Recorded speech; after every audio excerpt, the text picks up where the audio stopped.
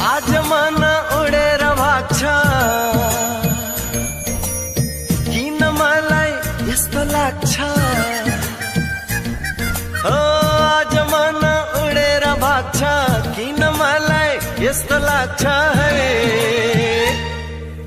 उनकै नजिक जाऊं उनीसँगै माया लाऊं उनकै नजिक जाऊं उनीसँगै माया लाऊं यो आँखाले टोलाइरहे बादललाई छकिन्छ कि कुन शब्दले लेखौं त्यस्तो नबिजाउने कढा